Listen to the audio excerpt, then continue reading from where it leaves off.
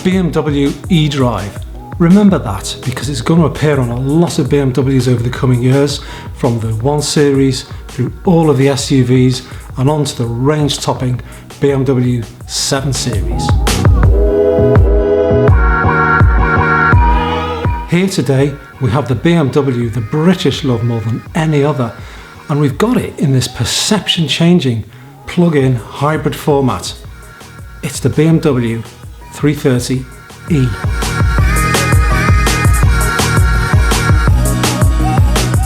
This 6th generation 3 Series has been around since 2012, and I think it has stood the test of time. It has a carefully resolved, handsome look, well-judged proportions and some tastefully crafted details. But why is it that the 3 Series is such a consistently big hit with the British? Well, it's in no small part due to the company car market. It's a firm fleet favourite for a number of reasons. It's great to drive, comes well equipped and boasts a selection of efficient engines, which means a low CO2 output and thus low benefit in kind personal taxation.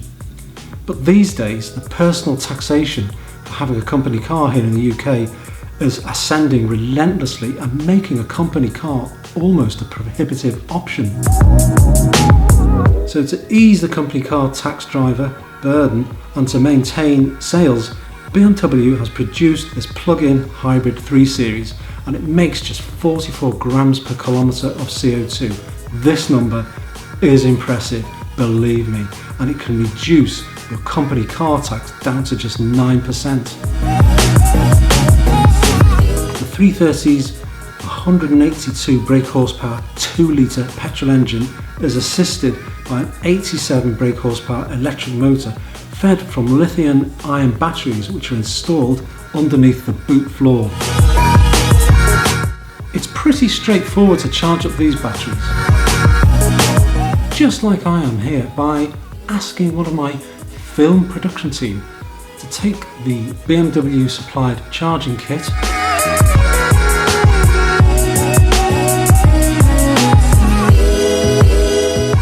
plug it straight into a standard electrical socket outlet,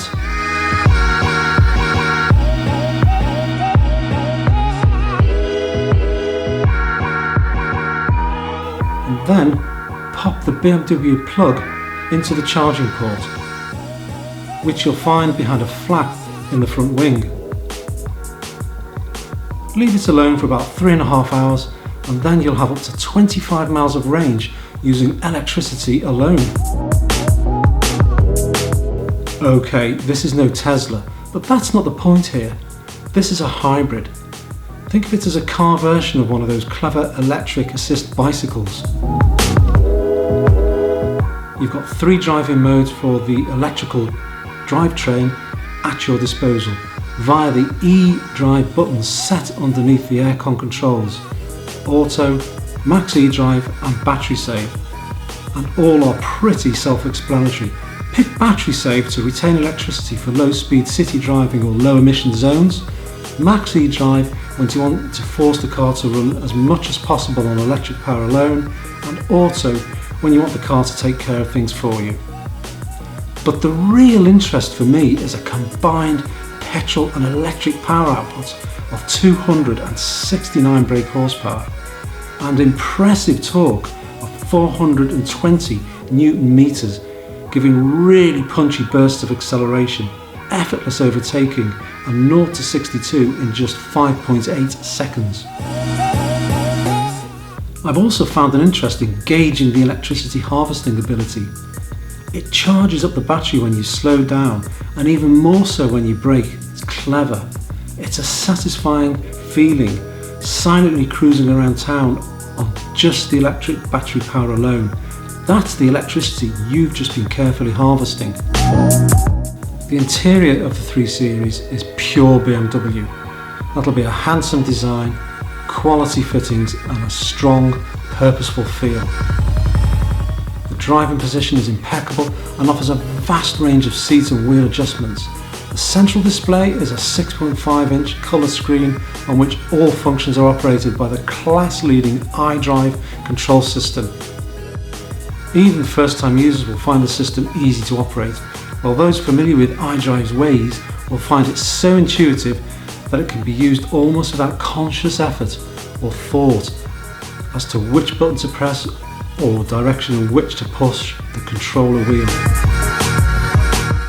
The boot sacrifices a little bit of room for that battery pack. The 330e has a maximum storage capacity of 370 litres, whereas a regular 3 Series saloon has 480 litres.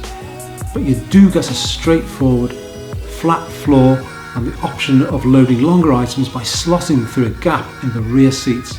It's still a practical car, in other words. So, is the 330e still a driver's car? Even as a hybrid, the 3 Series is an engaging experience because the purity of its rear drive platform shines through. The steering is accurate and its ride and handling are still top drawer. Body control and balance are both remarkable. It drifts silently and comfortably along in electric mode, but prod the throttle on a roundabout in Sport Plus mode and it becomes, well, very sporty, very entertaining. Despite this car's 160 kg weight penalty over the equivalent 330i, BMW has managed to retain almost equal weight distribution between the two axles, 49 at the front to 51% at the rear. And this is where that handling balance comes from.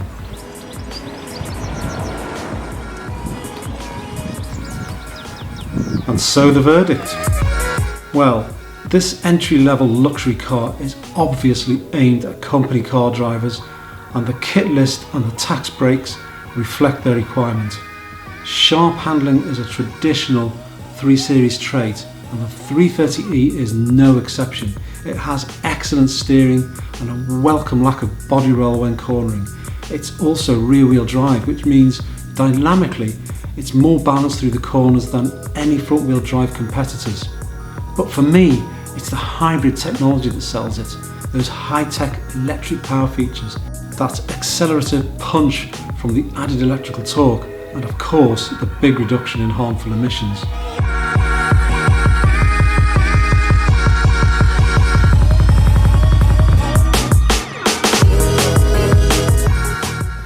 Okay, so the raised asking price may not tempt very many private buyers, but for that next company car purchase, forget about the old school diesel oil burner. Go to your local BMW dealer and ask to see BMW eDrive.